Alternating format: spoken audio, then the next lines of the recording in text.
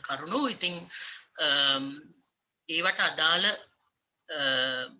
සමහර සෝසස් මම දීලා තියෙනවා. මොනවා හරි ප්‍රශ්න තියෙනවා නම් මම කැමති ඒවට අවසානයේ උත්තර දෙන්න.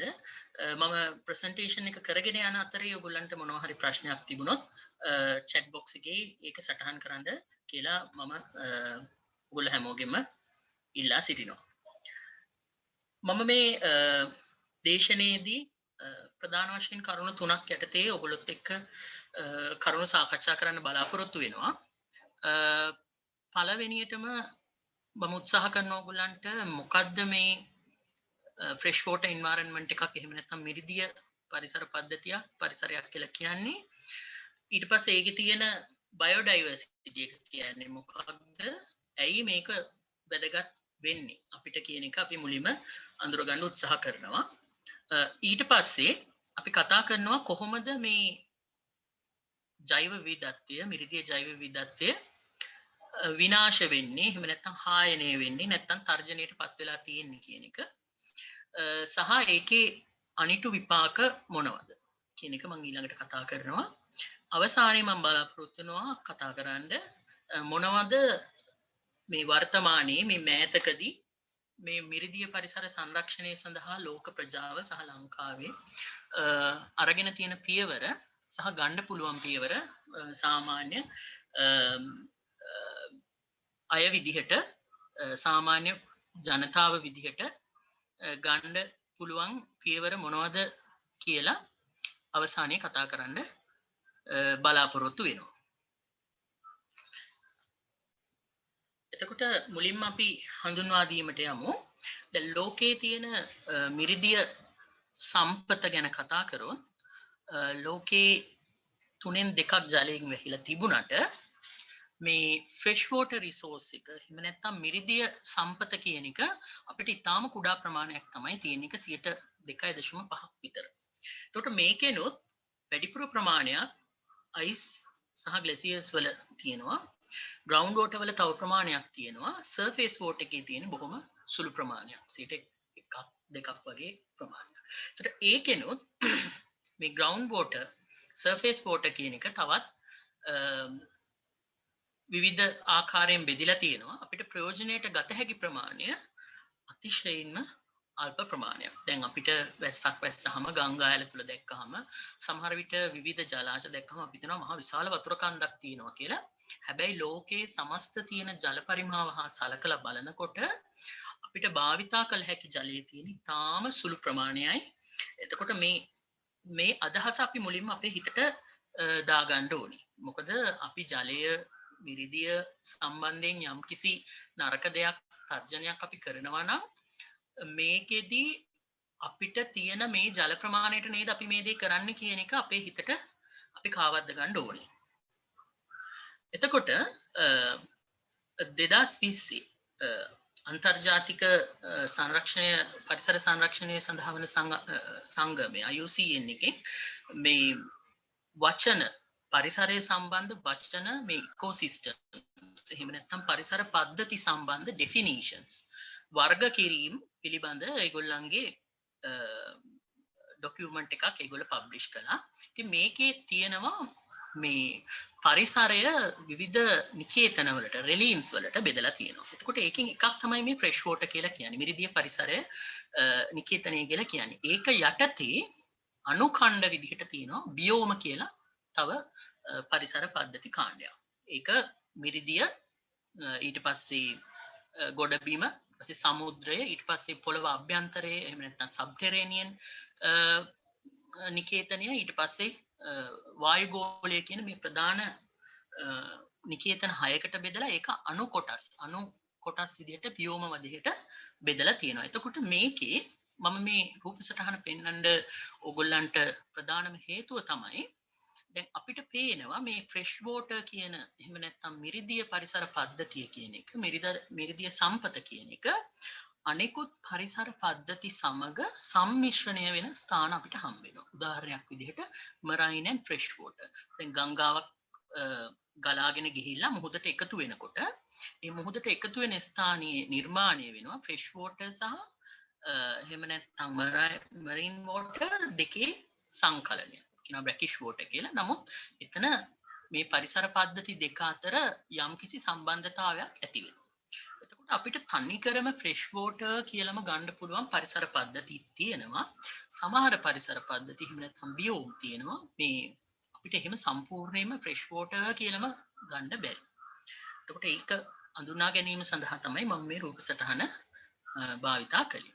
එතකොට ලෝකේ ෆ්‍රෙෂ් වෝටර් හැබිටට්ස් මිරිදිය පරිසර පද්ධතිවල ව්‍යාප්තිය තමයි මේක දක්වලා තියෙන්නේ. එතකොට අපිට පේනවා tropical subtropical rivers එහෙම නැත්නම් නිවර්තන කලාපීය ගංගා වැඩිපුර ප්‍රමාණයක් සමකාසන්නව දක්නට ලැබෙනවා. ඊට අමතරව පෝලර් රීජන් එකට එහෙම නැත්නම් ද්‍රවීය කලාපයට එනකොට අයිස් සහිත පරිසර පද්ධති අපිට දක්නට හම්බ වෙනවා. එතකොට අපි බැලුවොත් මේ IUCN එකේ වර්ගීකරණයට අනුව මේ ෆ්‍රෙෂ් වෝටර් කියන රෙලීම් එකට අයිති වෙන බියෝම මොනවද කියලා එකක් තමයි ගංගා සහ rivers and streams කියන්නේ ගංගා සහ දොළවල්. ඇලවල් නෙමෙයි දොළවල්. ස්වභාවිකව පවතින ගංගාවලට වඩා කුඩා ප්‍රමාණයේ දේවල් වලට අපි කියනවා දොළවල් කියලා. ඇලවල් කියන්නේ ගොඩක් වෙලේට මිනිසා විසින් නිර්මාණය කරපු දේවල්. ඒවත් එක්තරා පරිසර බියෝමයකට අයිති වෙනවා. ඒක මම ඉස්සරහදී කතා කරන්න. මේකෙදි කතා කරන්නේ ස්වභාවිකව පිහිටන rivers and streams. ඒත් ලංකාවේ තියෙනවා මේකේ upland streams, ඊට පස්සේ lowland rivers, upland rivers. එතකොට අපේ රටේ මධ්‍යම කඳුකරයේ ඉඳන් ආරම්භ වෙලා පහළට ගලාගෙන යන ගංගා 103ක් තියෙනවා. එතකොට මෙතන ඇත්තටම මධ්‍යම කඳුකරය කියන එකෙන් අදහස් කරාට ලංකාවේ ගංගා සමහර ඒවා උතුරු කලාපයේ තියෙනවා මධ්‍යම කඳුකරයෙන්ම නෙමෙයි ආරම්භ වෙන්නේ. ඒවා අපිට කියන්න පුළුවන් ලංකාවේ මධ්‍ය ප්‍රදේශයෙන් ආරම්භ වෙනවා කියලා. එතකොට සමහර මේ ගංගා අපි කියන ඔයවල් කියලා සිංහලින් ඔයවල් තියෙනවා. එහෙම මධ්‍යම කඳුකරයම සම්බන්ධ කරගෙන ආරම්භ වෙන්නේ නැහැ. නමුත් ලංකාවේ මැද ප්‍රදේශයෙන් ආරම්භ වෙලා මුහුද දිසට ගලාගෙන යනවා. ඊළඟට දෙවෙනියට මේ IUCN එකේ තියෙනවා ලේක්ස් කියලා කැටගරි එකක්. දැන් ලංකාවේ ස්වභාවිකව පවතින ලේක්ස් නැහැ. නමුත් මේ ලේක්ස් කියන කැටගරි එක යටතේ අපේ රටේ තියෙන එක තමයි මේ ජියෝතර්මල් පූල්ස් කියන්නේ. උණුදිය ලිං. දැන් ඇත්තටම දැන් මේ රූප සටහනේ මම දක්වලා තියෙන්නේ ලංකාවේ තියෙන උණුදිය උල්පතක් සහ මේ අනිත් පැත්තේ දක්වලා තියෙන ඉන්දියාවේ තියෙන උණුදිය උල්පතක් සහිතව පවතින වෙට්ලන්ඩ් එකක්. දැන් අපේ රටේ උණුදිය උල්පත සමග තියෙන වෙට්ලන්ඩ්ස් තිබිලා තියෙනවා සහ ලංකාවේ සමහර තැන්වල තියෙනවා ඔය වැව්වල මැද සමහර වෙල්වල එහෙම මැදදී හම්බෙලා තියෙනවා ජියෝතර්මල් පූල්ස්. නමුත් ලංකාවේ වෙලා තියෙන බහුතරයක් මේ තියෙන ස්වභාවික මේ ජියෝතර්මල් පූල්ස් මිනිසුන්ගේ භාවිතාව සඳහා අලුතෙන් හදලා නිර්මාණය කරලා නාන්න පුළුවන් විදිහට හදලා තියෙනවා. එතකොට එතන ස්වභාවිකව මේ උල්පත පවතිනකොට තිබුණ පරිසර තත්වයන් සතුන් පිළිබඳව අවබෝධයක් නැහැ. නමුත් මේ පූල් එකේ ඉන්න සමහර මයික්‍රෝ ඕගනිසම්ස්ලා වගේ ගැන යම් අධ්‍යයනයක් ලංකාවේ කෙරෙලා තියෙනවා. එතකොට ඊළඟ එක තමයි ආටිෆිෂල් ෆ්‍රෙෂ් වෝටර් බයෝම් එක. එතකොට මේක යටතේ අපේ රටේ හම්බ වෙනවා ඉතා විශාල සංඛ්‍යාවක් මිනිසා විසින් නිර්මාණය කරන ලද ජලාශ large reservoirs. ඒ ඔක්කොම යම් කාලයක ඉතිහාසයේ හෝ වර්තමාන මෑත ඉතිහාසයේ මිනිසුන් විසින් යම් කිසි ජල පහරක් හරස් කරලා ජලය රැස් කර ගැනීම සඳහා සාධන ලද ජලාශ විදිහට අපිට අඳුර ගන්න පුළුවන්. එතකොට ඒකම මේ ජලාශාස්ත්‍රිතව තියෙන වෙට්ලන්ඩ්ස් මිනිසා විසින් නිර්මාණය කරලා තියෙනවා. ඒවා නැවත සකස් කරගෙන තියෙනවා. ඊළඟට ඇක්වා ෆාම්ස්. අපි දන්නවා ලංකාවේ අභ්‍යන්තර ජලජීවි වගාව සඳහා නිර්මාණය කර ගන්නා ලද කුඩා ජලාශ වගේ ටැංකි දක්නට ලැබෙනවා. එතකොට මේකත් මේ IUCN එකේ වර්ගීකරණය යටතේ එක්තරා බියෝමයක් විදිහට හඳුනා ගන්න පුළුවන්. ඒකම ආටිෆිෂල් තවත් එකක් තමයි රයිස් පැඩිස්. ඒ කියන්නේ කුඹුරු. එතකොට කුඹුරුත් මිනිස්සු වගා කටයුතු කිරීම සඳහා හදාගන්නට මිරිදිය පරිසර පද්ධතියක්. එතකොට මේක භාවිතා වෙන්නේ මිරිදිය එතකොට මේකත් එක්තරා ජෛව විවිධත්වයෙන් යුක්ත කොටසක් විදිහට හඳුනනවා. මම මේ අර කලින් කිව්වා ඇලවල් මේ ජල පරිවහනය සඳහා සාදා ගන්න ලද ඇලවල් පුතුමේව සාදාගත්ත ඒවා. නමුත් පස්සේ කාලික පරිසරය විසින් ශාක සහ සත්තු ප්‍රජාවන් මේකේ අන්තර්ගත වෙලා යම්කිසි පරිසර පද්ධතියක් ආකාරයට මේක සකස් වෙලා තියෙනවා. එතකොට මීට අමතරව මේවා තමයි ලංකාවේ ප්‍රධාන වශයෙන්ම හම්බෙන්නේ. මීට අමතරව තවත් බියෝම ගණනාවක් මේ කැටගරයිසේෂන් එකේදී අපිට හම්බ වෙනවා වර්ගීකරණයේදී. එකක් තමයි පලස්ටයින් වෙට්ලන්ඩ්ස්. එතකොට මේකෙදී අපිට හම්බ වෙනවා පර්මනන්ට් වෙට්ලන්ඩ්ස්. මේ වගුරු සහ ගංගා උතුරල එහෙම නැත්නම් ගම් වතුර පැමිණුණාට පස්සේ ඒ වැඩිපුර වතුර ගිහිලා පිරීලා හැදෙන මේ කාලින් කාලට හැදෙන සීසනල් ෆ්ලඩ් ප්ලේන්ස් කියන දේවල් අපේ රටේ අපිට දක්නට ලැබෙනවා. ඊට අමතරව underground streams and pools. එතකොට දැන් අපේ රටේ ඔය උදාහරණයක් විදිහට ගත්තොත් වවුල්පනේ ගුහාව වගේ තැනක අපිට underground stream එකක් හම්බ වෙනවා. ඊට පස්සේ මේ මෑතකදී තා ප්‍රසිද්ධියට පත් වුණ නිල්දිය පොකුණ කියන එක. එතකොට මේවා underground subterranean කියන එක. ඒ කියන්නේ පොළව මතු පිට නෙමෙයි පොළව අභ්‍යන්තරයේ තියෙන fresh water පරිසර පද්ධතියක්. ඉතින් මේවා ගැන තාම මම හිතන්නේ හොඳටම අධ්‍යයනයන් ලංකාවේ කෙරිලා නැහැ. නමුත් මේවත් මේ පරිසර පද්ධතියට අයිති වෙන කොටස්. ඊට අමතරව මිනිසා විසින් නිර්මාණය කරන ගන්නා ලද සමහර සබ්ටෙරේන් බියෝම්ස්. ඒ කියන්නේ සමහර වෙලට වෝටර් පයිප්ස්. ඊට පස්සේ අපි දැන් පතලක් හාරලා ඉවරලා ඒක අතෑරලා දැම්මට පස්සේ ඒකේ වතුර පිරීලා හැදෙන ඒ පරිසර පද්ධතිය මේවත් මේ IUCN එක වර්ගීකරණයේ යටතේ විවිධ පරිසර පද්ධති විදිහට තමයි හඳුනාගන්නේ මේ ෆ්‍රෙෂ් වෝටර් එහෙම නැත්නම් මිරිදිය පරිසර පද්ධතිය. මිරිදිය බියෝම යටතේ ගන්න පුළුවන්. ඒව ගැනත් අපේ ඇත්තටම අධ්‍යයනයන් කෙරිලා නැහැ. ඊළඟට මම ඉස්සෙල්ලා කිව්වා වගේ අර shared characters තියෙන බියෝම. ඒ කියන්නේ estuary එකක්. ඒ කියන්නේ ගඟක් මුහුදට ගිහිල්ලා වැටෙන තැන තියෙන පරිසර පද්ධතිය. මේක ඇත්තටම අපිට සම්පූර්ණයෙන්ම fresh water එහෙම නැත්නම් මිරිදිය කියලා ගන්න බෑ. නමුත් ඒක මිරිදිය සහ කරදිය අතරමැද පවතින පරිසර පද්ධතියක්. මොකද මිරිදිය පරිසර පද්ධතියේ ඉන්න සමහර ජීවීන් ශාක සහ ඒකේ මිනරල්ස් ඒ වගේ දේවල් මේකට ගමන් කරනවා. ඒ නිසා ඒ දෙක අතර කනෙක්ෂන් එකක් තියෙනවා. ඊළඟට coastal river deltas මහවැලි ගඟ වගේ ගඟක් ඊට පස්සේ ඇමසන් ගඟ වගේ ගඟක් මුහුදට වැටෙනකොට මේක කුඩා ශාඛාවලට බෙදිලා පොඩි පොඩි දූපත් හැදිලා හැදෙන ඩෙල්ටාවක්. මේවා තමයි මිරිදිය පරිසර පද්ධති යටතේ අපිට අඳුන ගන්න තියෙන තැන්. මිරිදිය පරිසර පද්ධතිය එහෙම නැත්නම් මිරිදිය ගැන කතා කරනකොට අපිට පරිසරයේ හම්බෙන දේවල් මේ ලෝකෙ පුරා තමයි මම මෙච්චර මේ කතා කළේ. එතකොට දැන් අපේ රටේ ඇත්තටම මේ වගේ හොඳ ක්ලාසිෆිකේෂන් එකක් මේ මිරිදිය පරිසර පද්ධති කියන්නේ මොනවද කියන එක ගැන අපිට මූලාශ්‍රයක් ගන්න තමයි මම මේ ටික කිව්වේ. දැන් අපිට තව මූලාශ්‍රයක් ගන්න තියෙන තැනක් තමයි අපේ මේ වගේ already දැන් අපේ රටේ පබ්ලිෂ් වෙලා තියෙන විද්‍යාත්මක අධ්‍යයනය. එතකොට මේ මෑතකදී National Red List Assessment එක fresh water fishes ලට විතරක් පබ්ලිෂ් වුණා 2020. එතකොට ඒකෙදි මේ මිරිදිය මාළුන් හඳුනා ගන්නකොට මෙම අධ්‍යයනය කරපු පිරිස පාවිච්චි කරපු fresh water habitats ටික තමයි මම මේ උපුටාගෙන තියෙන්නේ මෙතන ඔයගලන්ට පෙන්නන්න. එතකොට මේකේ තියෙනවා අපේ රටේ තියෙන habitats. නමුත් ඔයගලන්ට පේනවා ඇති අපි මිරිදිය පරිසර පද්ධතියක් ගැන කතා කරනකොට සමහර අඩුපාඩුත් මෙතන තියෙනවා. මම අතන කලින් සඳහන් කර නමුත් මෙතන සඳහන් නොවන සමහර දේවල් තියෙන බව පේනවා. එතකොට මම හිතන්නේ මිරිදිය පරිසර පද්ධති ගැන අධ්‍යයනය කරනකොට අර පිළිගත් නාමකරණයක් වර්ගීකරණයක් සහ ඩෙෆිනිෂන් එකක් තියෙන සෝස් එකක් පාවිච්චි කිරීමේ වැදගත්කම තියෙනවා මේ විද්‍යාත්මක අධ්‍යයනයන් කරනකොට.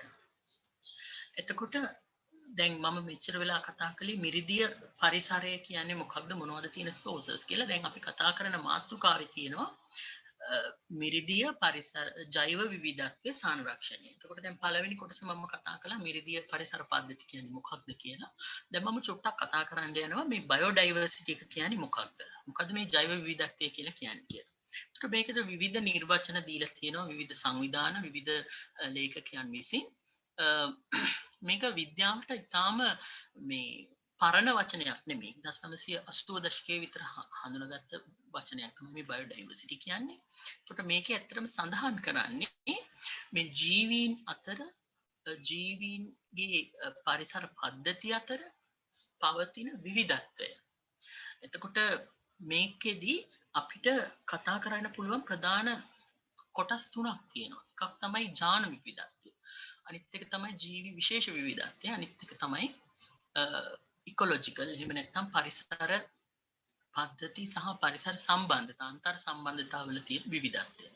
එතකොට මේ තුන හැම වෙලේම අපි හිතේ තියාගෙන කතා කරන්න ඕනේ බයෝඩයිවර්සිටි ගැන කතා කරනකොට. දැන් අපි ජීවි විශේෂ විතරක් කතා කරන්න බෑ.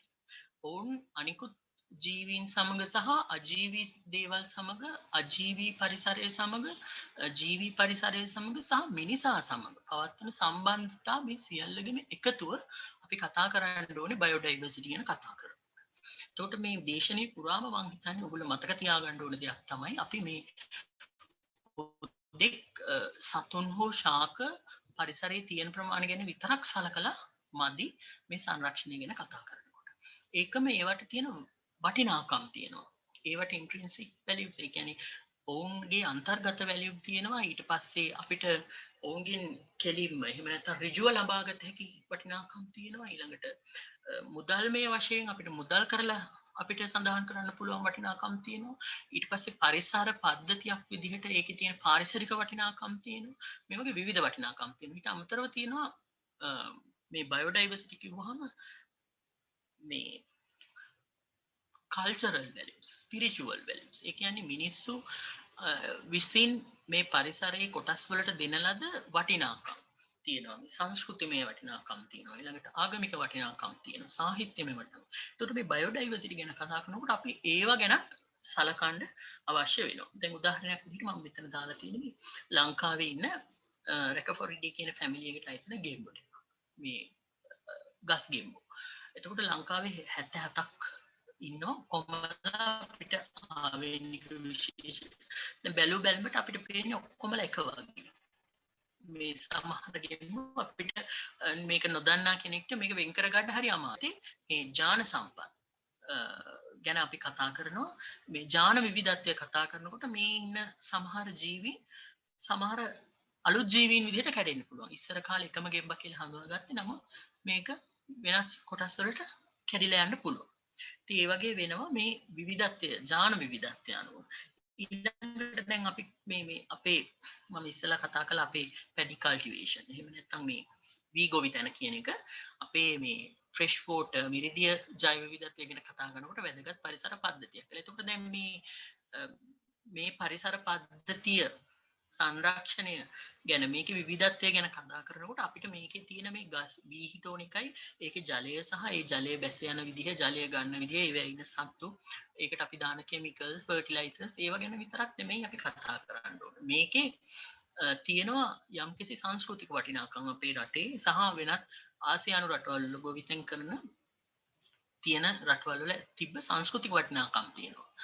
ඊට පස්සේ මේක හා බැඳිච්ච ආගමික විශ්වාස තියෙනවා. මේක හා බැඳිච්ච භාෂාවන් තියෙනවා. එතකොට මේකට භාවිතා කරන විශේෂ උපකරණ තියෙනවා. ඒක බැඳිච්ච තාක්ෂණයක් තියෙනවා. එතකොට මේ සියල්ලම මේ බයෝඩයිවර්සිටි ගැන කතා කරනකොට අපි සලකන්න ඕනේ. සංරක්ෂණය කරනකොට අපි මේ පරිසර පද්ධතියක විශේෂයක් අරගෙන එහෙම නැත්නම් එක කොටසක් අරගෙන අපි සංරක්ෂණය ගැන කතා කරලා හරියන්නේ නැහැ. එතකොට අපේ ගොඩක් වෙලේට අපේ සංරක්ෂණ කටයුතු වලදී අපිට සිදුවන එක වැරද්දක් තමයි අපි මේ අනිකුත් වටිනාකම් ජෛව විවිධත්වයේ තියෙන අපිට ගොඩක් වෙලේට වැදගත් වෙන්නේ මේ මුදල්මය වටිනාකම කියන එක. නමුත් අපි මුදල්මය වටිනාකමට එහා ගිය තව වටිනාකම් මුදල් වලින් අපිට තක්සේරු කළ නොහැකි වටිනාකම් ගැන අපි ජෛව විවිධත්වයේදී ටිකක් සලකා බලන්න ඕනේ.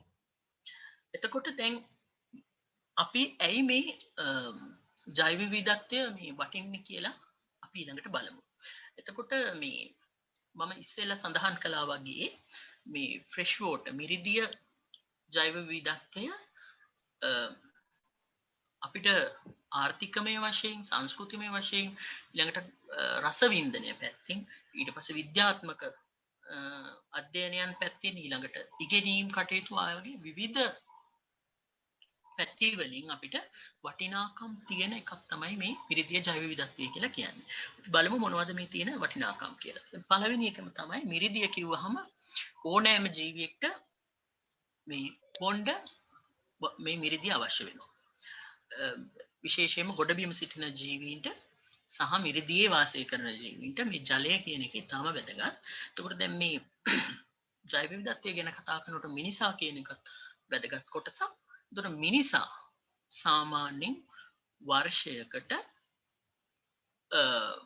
අවුරුද්දකට එක පුද්ගලයේ ඝන මිලිමීටර් 633ක් පමණ ජලය පරිභෝජනය කරනවා, බීමට ගන්නවා. එතකොට ලෝකයේ බිලියන 5.3ක් විතර මිනිස්සු යම් කිසි ආකාරයක සේෆ්, ඒ කියන්නේ ආරක්ෂාකාරී විදිහට ලබාගත හැකි ජල පහසුකම් වලින් යුක්ත පිරිසක් ඉන්නවා ලෝකේ බිලියන 5.3ක් වගේ. ඒතකොට ලෝකේ ජනගහනය බිලියන 7ක් විතර ආසන්න වෙනවා. එතකොට මේ ඉතුරු කොටසට මේ ආරක්ෂිත භාවය නැහැ. ඒකට අපි හිතන්න ඕනේ ලෝකේ කොච්චරක් මම ඉස්සරහදී කතා කරනවා කොච්චර ප්‍රමාණයක් එහෙම ප්‍රශ්න වලට ලක් වෙලා ඉන්නවද කියලා මේ මිරිදිය සම්බන්ධ තියෙන ප්‍රශ්න නිසා.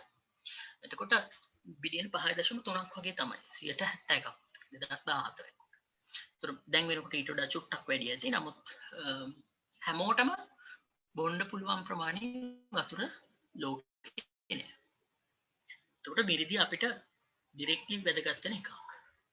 ඊළඟට මේ අපිට මිරිදිය වැදගත් වෙනවා අපේ ආහාර නිෂ්පාදනය සහ විවිධ අපි භාවිතා කරන දේවල් නිෂ්පාදනය කිරීම සඳහා. එතකොට දැන් ලෝකේ ජනගහනයේ භාගයක් විතරම යැපෙන්නේ හාල් මත. ඒ කියන්නේ හාල් ඔවුන්ගේ ප්‍රධාන ආහාරය වෙනවා. එතකොට මේ හාල් බත් කරලා අපි ආහාරයට ගන්නවා, විවිධ නිෂ්පාදන කරනවා පිටි කරලා. එතකොට මේ සඳහා අපිට අනිවාර්යයෙන්ම අවශ්‍ය වෙන සම්පතක් තමයි මිරිදිය කියලා කියන්නේ. එතකොට මිරිදියට මොනවා හරි ප්‍රශ්නයක් වුණොත් ලෝකේ භාගයක් ජනගහනයේගේ ආහාරය වෙන මේ නිෂ්පාදනය වී නිෂ්පාදනය, හාල් නිෂ්පාදනය නැහැ.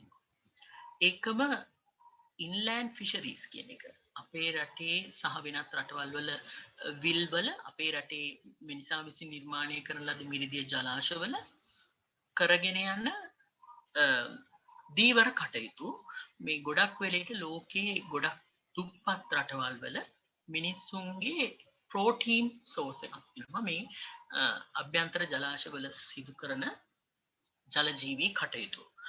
ඒකම ලංකාවේ මේ සඳහා අපි දන්නවා ලංකාවේ සියලුම වගා කටයුතු වී වවන්න ඒ වගේම විවිධ එළවලු වර්ග පළතුරු වර්ග වගා කරන්න ජලය ලබා ගන්න මේ ජලාශ වලින්, ගංගා වලින්, ඇලදොල වලින්. ඊළඟට ඊට අමතරව අපි විවිධ බොන බීම වර්ග සහ අනිකුත් කෑම වර්ග, අපේ ඇඳුම් නිෂ්පාදනය, අපේ සපත්තු, අපේ බෙහෙත් වර්ග, ඊළඟට මේ ගෙදර දොර උපකරණ, මෙටල්ස්, මේ වගේ හැම දෙයක්ම ඊළඟට අපි හිතමු මස් නිෂ්පාදනය, සතුන් ඇති කිරීම, මේ හැම දෙයකටම මිරිදිය වැදගත් වෙනවා. එතකොට විද්‍යාඥයෝ විසින් ගණනය කරනවා මේ water footprint කියලා දෙයක්. එතකොට ඔයගොල්ලෝ අහලා ඇති carbon footprint කියලා තියෙනවා, human footprint කියලා තියෙනවා. විවිධ මේ එක මිනිසෙකු විසින් මේ ජල පරිභෝජනය කරන විදිහ, එහෙම නැත්නම් එක නිෂ්පාදනයක් කරන්න ජලය කොච්චරක් යනවද කියන දේ පිළිබඳව සංඛ්‍යාත්මක අගයක්. එතකොට මම මේ පල්ලෙහා දාලා තියෙන වෙබ් ලින්ක් එකට ගියොත් ඔයගොල්ලන්ට පුළුවන් ඔයාගේ water footprint එක කොච්චරද කියලා හොයාගන්න. එතකොට දැන් මේකේ දක්වලා තියෙන සංඛ්‍යා දිහා බලන්න. අපිට ඇපල් ජූස් එකක් හදලා දෙන්න එක ජූස් එකක් මේ ග්ලාස් එකක් ඇපල් ජූස් ග්ලාස් එකක් බොනකොට ඒක නිෂ්පාදනය කරන්න මිරිදිය වතුර ලීටර් 190ක් යනවා. අපිට කිරි වීදුරුවක් හදන්න වතුර ලීටර් 200ක් යනවා. කිරි වීදුරුවේ තියෙන සමහර විට මිලිලීටර් පොඩි ප්‍රමාණයක් 200ක් 250ක් විතර කියමු අපි. නමුත් මේක හදන්න ලීටර් 200ක් වතුර යනවා. එතකොට කොටන් ටී-ෂර්ට් එකක් හදන්න 4100යි. ඒතර බලන්න මස් නිෂ්පාදනයේ කොච්චර ටොන් එකක් හදන්න කොච්චර වතුර ප්‍රමාණයක් කියුබික් මීටර් 15497යි. බීෆ් ටොන් එකක් හදන්න. චිකන් ටොන් එකක් හදන්න කියුබික් මීටර් 3918යි. ඉතින් මේ වගේ ඔයගොල්ලන්ට මේ වෙබ්සයිට් එකට ගියාම ඕන තරම් බලා ගන්න පුළුවන් විවිධ නිෂ්පාදන සඳහා පළතුරු නිෂ්පාදනය, වයින් නිෂ්පාදනය, ඊළඟට අපේ දිනදා ජීවිතේ භාවිත කරන විවිධ දේවල් නිෂ්පාදනය කරන්න වතුර කොච්චරක් යනවද කියන. ඒක දැන් අපි හිතලා බලන්න ඕනේ ආයේ මුලට ලංකාවේ ලෝකයේ අපිට භාවිතා කළ හැකි වතුර තිබුණේ ඉතාම අඩු ප්‍රමාණයක්. 100 ගාණක් ගත්තොත් 0.0 ගාණක්. ඒතකොට මේ වතුර ප්‍රමාණය තමයි අපේ මේ නිෂ්පාදන වලට යන්නේ. එතකොට දැන් හිතලා බලන්න දැන් අපි යම් කිසි දෙයක් අපතේ දානකොට ඒකත් සමග අපතේ යන වතුර ප්‍රමාණය කොච්චරද කියලා හිතලා බලන්න. අපි මේ කතා කරන මොහොතේ මේ ලෝකයේ මේ මිරිදිය භාවිතා කරන්න නැතුව මිය යන දරුවෝ ඉන්නවා, මිය යන මිනිස්සු ඉන්නවා, මේ මොහොතේත් මැරෙනවා. ලෝකේ හැම තප්පර 60කටම සැරයක් ළමෙක් මැරෙනවා මේ වතුර සම්බන්ධ මොකක් හරි රෝගයක් නිසා. දැන් මම කතා කරා විනාඩි 10ක්. එතකොට 10 දෙනෙක් මැරිලා. ලෝකේ කොහේ හරි තැනක. හරි. ඉතින් මේ ඒ ගැන අපි පොඩ්ඩක් හිතන්න ඕනේ. ඊළඟට ට්‍රාන්ස්පෝර්ටේෂන් වලට අපිට මිරිදිය වැදගත් වෙනවා. දැන් ලංකාවේ ඉස්සර කාලේ නම් ලංකාවේ මිරිදිය ජලාශය සහ ලංකාවේ ජලාශය වල තවමත් ඒක සිදු වෙනවා මේ දීවර කටයුතු වලදී. නමුත් මේ ගමනාගමනය සඳහා මේ පාරු පොරු අඟුල් වගේ දේවල් පාවිච්චි කිරීම දැන් ටිකක් අඩුයි. මම මේ රූප සටහන් වල දාලා තියෙන කැලණිගඟේ සහ කළුගඟේ ඉස්සර මේ පාරු ගෙවල් වගේ හදලා ගමන් කරපු ආකාරය. ඒකම මේ අපේ රටේ පුරාවිද්‍යා ගැන අධ්‍යයනය කරනකොට අපිට වැදගත් වෙනවා මේ කැලණිගඟේ මල්වාන හරියෙන් හම්බෙලා තියෙන 1952 ඔරුවක්. එකම අත්තන ගලුවෙන් හම්බෙලා තියෙනවා ඔරුවක් මේ වැලි වලට යට වෙලා තිබිලා. ඉතින් මේවා ඓතිහාසිකව අපේ මේ මිරිදිය ජලාශ, මිරිදිය ගංගා වගේ දේවල් මේ ට්‍රාන්ස්පෝර්ටේෂන් වලට පාවිච්චි කරපු ආකාරය පෙන්වන උදාහරණ විදිහට ගන්න පුළුවන්. ලෝකේ වෙනත් විශාල ගංගා තියෙන රටවල් මහද්වීප ඇමසන් ඉන්දු වගේ ගංගාවල ඇත්තටම මේ ට්‍රාන්ස්පෝර්ටේෂන් කියන එක ඉතාම බහුලව සිද්ධ වෙනවා. එතකොට ඊට අමතරව මේ මිරිදිය වැදගත් වෙනවා රික්‍රියේෂනල් ඇක්ටිවිටීස් වලට. ඔය ක්‍රීඩා, ඊට පස්සේ රාෆ්ටිං, රෝවිං, ෆිෂිං ඔය වගේ මේ අපිට ස්වභාව සෞන්දර්ය නාමවලට ඔය වගේ දේවල් වලට අපිට මිරිදිය වැදගත් වෙනවා. මේ සේරටම වඩා මේ මම ඉස්සරහ කතා කරපු මේ සේරම අපිට මිනිසාට වැදගත් වෙන දේවල් තමයි අපි කතා කළේ. එතකොට මේ අපිට ඊට එහා ගිය වැදගත්කමක් තියෙන දෙයක් තමයි මේ පාරිසරික වැදගත්කම්. ඉකොලොජිකල් සර්විසස්. එතකොට අපි දන්නවා කාබන් ස්ටෝරේජ් එකක් විදිහට මේ ෆ්‍රෙෂ් වෝටර් ඉකෝසිස්ටම් එක ගොඩාක් වැදගත් වෙනවා. ඒ කියන්නේ පරිසරයේ තියෙන කාබන් සිංක් එකක් විදිහට. මේ ගොඩක් වෙලට මේකට වෙට්ලන්ඩ්ස් තෙත් බිම් තමයි මේ කාබන් සිංක් එකක් විදිහට ගොඩක් වෙලට වැදගත් වෙන්නේ. ඊළඟට ජලය පිරිසිදු කරන්න, පිරිපහදු කරන්න, ඊට පස්සේ ෆ්ලඩ් රෙගියුලේෂන් වලට ගම් වතුර කන්ට්‍රෝල් කරගෙන තියාගන්න. දැන් ඒක අපි දකිනවා මිරිදිය පරිසර පද්ධති විනාශ කිරීම සහ තෙත්බිම් විනාශ කිරීමත් එක්ක මේක අතිශයින්ම වැඩි වෙලා තියෙනවා. මේ ෆ්ලඩ් රෙගියුලේෂන් එක අපිට මිනිසා විසින් කරගන්න බැරි වෙලා තියෙනවා. කාණු කැපුවත්, පයිප්ප දැම්මත්, බැමි බැන්දත් මොක කරත් කරගන්න බෑ. මොකද ස්වභාවික පරිසරයේ තිබ්බ මේ ඉකොලොජිකල් සර්විස් එක නැති කරලා තමයි අපි මේ දේවල් කරගෙන තියෙන්නේ. ඒ නිසා මේක අපිට නැති වෙලා තියෙනවා. ඊළඟට මේ ෆ්‍රෙෂ් වෝටර් එක වැදගත් වෙනවා. ලෝකයේ සිටින තා විශාල සංඛ්‍යාවක් වූ ජීවීන්ට තමන්ගේ නිවස එකම තමන්ගේ නිවහන සෙවන කරගන්න සහ එහෙම නැත්නම් ජීවත් වෙන මීඩියම් එකක් කරගන්න මේ ෆ්‍රෙෂ් වෝටර් වැදගත් වෙනවා. හරි. ඒතර අපි බලමු කවුද මේ නිවහන කරගෙන ඉන්නේ කියලා. ඒතර විවිධත්වය ගැන කතා කරනකොට මේ ඉන්න ජීවීන් ගැන දැනගන්න එක ඉතාම වැදගත් වෙනවා. එකක් තමයි අපි වැඩිපුර සලකන්නේ නැති සහ හිතන්නේ නැති කොටාශය මයික්‍රෝ ඕගනිසම්ස්ලා. අපිට ඇහැට නොපෙනෙන බැක්ටීරියා, ෆංගස්, ඇල්ගේ, ප්‍රෝටසෝවා වගේ ඒකසෛලික, බහුසෛලික සහ කොලනි හදාගෙන ජීවත් වෙන ජීවීන් මේ මිරිදිය පරිසර පද්ධතියේ ජීවත් වෙනවා. ඉතාම සංවේදී ශරීර දරන සමහර අය තමා විසින් ආහාර නිෂ්පාදනය කර ගන්නා අය සහ වෙනත් අය එහෙම නැත්නම් වෙනත් ආහාර මත යැපෙන ජීවීන් දෙගොල්ලම මෙතන ඉන්නවා. ඊළඟට අපිට හම්බ වෙනවා ශාක වර්ග. එතකොට දැන් මේ ශාක ගත්තාම ප්‍රධාන වශයෙන්ම ජලය නැතිව ජීවත් විය නොහැකි ශාක තියෙනවා. උදාහරණයක් විදිහට පාසි සහ මීවන වර්ග. දැන් අපි ලංකාවේ හෝ ලෝකයේ මේ වගේ කන්ට්‍රි ස්ට්‍රීම් එකක් ගත්තොත්, එහෙම නැත්නම් ට්‍රොපිකල් නිවර්තන වැසි වනාන්තරයක් කරහා ගලා යන ජල පහරක් ගත්තොත්, ඒකේ ගල් මත ඊට පස්සේ ඒක තුල ඒකේ ඒ රිවර් බැංක් එකේ හැම තැනම අපිට දකින්න හම්බෙන්නේ බහුතරයක් මේ පාසි වර්ග සහ මීවන වර්ග තමයි බහුතරයක් ඉන්නේ. එතකොට ඊට අමතරව මේ ජලජ ශාක කියන ඒවා ජලයේ මත, ජලයේ ඇතුලේ, ජලයෙන් භාගයට මතුවෙලා වගේ විවිධ විදිහට අපිට වර්ගීකරණය කරන්න පුළුවන්. අපි ඒවට කියනවා හයිඩ්‍රොෆයිට්ස් කියලා, එහෙම නැත්නම් මැක්‍රොෆයිට්ස් කියලා. එතකොට මේවා ජලජ පරිසර පද්ධතියේ කොටස්. මිරිදිය පරිසර පද්ධතියේ කොටස්. එතකොට ලංකාවේ 370ක් විතර මේ ජලජ ශාක තියෙනවා සහ එකකින් 12ක් විතර ඒකදේශික විශේෂ වෙනවා ලංකාවට. මම මේක ගත්තේ IUCN එකේ 2012 රිපෝට් එකෙන්. දැන් මේ වෙනකොට නව ශාක එකතු වීම සහ විවිධ නව සොයා ගැනීමුත් එක්ක මේ සංඛ්‍යාව සහ මේ percentage එක වෙනස් වෙන්න පුළුවන්. එතකොට ජලජ පරිසරයේ තියෙන මේ ශාක වලට අමතරව අපි දන්නවා ලංකාවේ ජලජ පරිසර පද්ධති ආශ්‍රිතව තියෙන ටෙරෙස්ට්‍රියල් එන්වයරන්මන්ට් එකක් තියෙනවා. රිවරයින් ෆොරස්ට් කියලා අපිට ගන්න පුළුවන්. එතකොට මේවැ තියෙන සමහර ශාකත් මේ ජලජ පරිසර පද්ධතියත් සමග සම්බන්ධතා තියෙන ශාක වර්ග තියෙනවා. අපි උදාහරණයක් විදිහට ගත්තොත් කුඹුක් ශාක, එතකොට සමහර කරඳ වගේ ශාක වර්ග මේ ජලය සමග මේ සම්බන්ධ ජලයේ ගිලෙමින් හෝ ජලයේ පාවෙමින් හෝ එහෙම නැති වුණාට සපුෂ්ප ශාක විදිහට ගොඩබිමේදී ජලය ගොඩබිම සිටිමින් ජලය සමග අන්‍යෝන්‍ය සම්බන්ධතා පවත්වනවා සහ පරිසර පද්ධතියේ සමතුලිතතාවය රැකගන්න සහ ඒ පරිසර පද්ධතියේ විසින ජීවීන්ට ආරක්ෂාව සලසන්න, ආහාර සපයන්න සහ ඒකේ තියෙන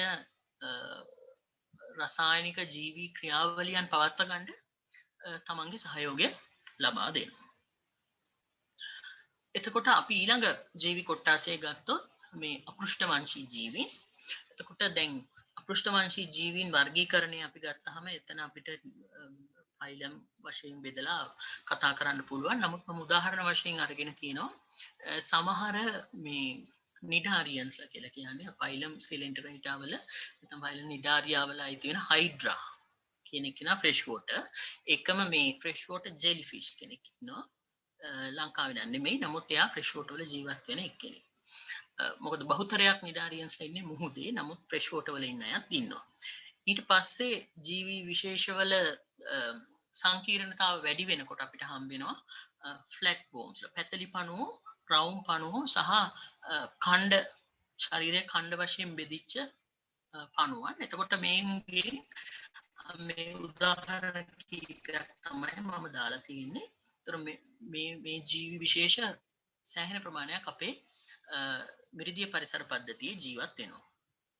ඊට අමතරව ආත්‍රපෝඩ්ස් ලෝකයේ වැඩිපුරම සිටින ජීවි විශේෂය ආත්‍රපෝඩ්ස්. ඒතර මේකෙන් ක්ලාස් ක්‍රස්ටේෂියා වලට අයිති වෙන ඔස්ට්‍රැකොෆෝඩ්ස්ලා, කොපර්පෝඩ්ස්ලා, වෝටර්ෆ්ලීස්ලා මේ වගේ සන්ධිපාදික ජීවීන් සහ ක්ලාස් ඇරැක්නිඩා වල ඉන්න සමහර ජීවීන් මිරිදිය වාසය කරගෙන ජීවත් වෙනවා. එතකොට මේ වගේ මොවුන්ගේ ශරීර හරිම විනිවිද පෙනෙන සුළුයි. හරිම පාරගම්‍ය. එතකොට මේකේ සමහර ජීවීන් පෙරාබුදින්නෝ ඉන්නවා. ඉතින් මේ ජීවීන්ගේ ජීවිත කොහොමද බයොලොජි එක දැනගන්න එක ඇත්තටම වැදගත් වෙනවා. අපි ජෛව විවිධත්වය කරනකොට සහ සංරක්ෂණය කරනකොට. මම ඉස්සරහදී කියන්නම් ඒකට හේතු. ඊළඟට සමහර මේ ආත්‍රපොඩ් ලාවේ මේන කැඩිස් ලයිනාවේ. එතකොට මෙයා ලංකාවේ ගොඩක් වෙලේට වැඩිය පොලියුට් වෙච්ච නැති අප්ස්ට්‍රීම්ස් වල ලංකාවේ ඉහළ තියෙන ගලා යන ජලයේ විවිධ අංශු ගල් කැට දර කැබලි කොළ වගේ දේවල් එකතු කරගෙන පොඩි කොකුන් එකක් වගේ හදාගෙන ඒක ඇතුලේ තමයි ඉන්නේ. එතකොට මේ වගේ ජීවීන් මං හිතන්නේ අධ්‍යයනය කරන එක දැන් ඕගොල්ලෝ පරිසර පද්ධතියකට ගියාම අපි ඒක ගිහිල්ලා නාලා සබන් ගාලා ඒක විනාශ කරලා ඉන්නේ නැතුව අපි පොඩ්ඩක් මේ වතුරේ ඉන්නේ මොකද ඒ වගේ ජීවීන්ගේ ජීවිත තත්ත්වය කොහොමද කියන එක ඉගෙන ගන්න එක ඉතාම වැදගත් වෙනවා මේ පරිසර මිරිදිය ජෛව විවිධත්වය ආරක්ෂා කරනකොට. එතකොට ඊට අමතරව මේ ෆ්ලයිස්ලා සහ ස්ටෝන් ෆ්ලයිස්ලා මේගොල්ලන්ගේ ලාවල් ස්ටේජස් අපි ලාවල් කියන්නේ ඒගොල්ලන්ට කියන නිම්ස්ලා කියලා මේගොල්ල මේ අඩල්ට් සතා මේ කියන්නේ ජලයෙන් එළියේ ජීවත් වෙන සතා මේට් කරලා බිත්තර දැම්මට පස්සේ එකින් එන ජීවියා කුඩා ලාවල් ස්ටේජ් එකක් කියනවා නිම් කියලා. ඒතර මේ සතා බොහෝ කාලයක් මේ ජලයේ ජීවත් වෙනවා. ඒතර මේ ජීවීන්ගේ ලාවල් ස්ටේජස් ජලයේ ජීවත් වීම මේ ජලයේ පිරිසිදු භාවය පෙන්වන එක්තරා සංකේතයක් වෙනවා. එතකොට ජලයේ ක්වොලිටි එක මේ ෆ්‍රෙෂ් වෝටර් එහෙම නැත්නම් මිරිදිය පිරිසිදුද නැද්ද කියලා බලන්න භාවිතා කරන මේ ඉන්ඩිකේටර් එකක් විදිහට අපිට මේ ලාවල් ස්ටේජස් හඳුනා ගන්න පුළුවන්. ඊට අමතරව අපිට නිතර පරිසරයේ දක්නට හම්බෙන ඩ්‍රැගන් ෆ්ලයි, ඩැන්සෙල් ෆ්ලයි, බත්කූරෝ. එතකොට බත්කූරොන්ගේ නිම්ෆල් ස්ටේජස් ජීවිතේ වැඩි කාලයක් ගත කරන්නේ මේ වතුරේ. ඊට අමතරව විවිධ කොලියොප්ටෙරන්, හෙමිප්ටෙරන් වගේ ඉන්සෙක්ට් ඕඩර්ස් වල ජීවත් වෙන සමහර ජීවීන් ජලයේ ජීවත් වෙනවා.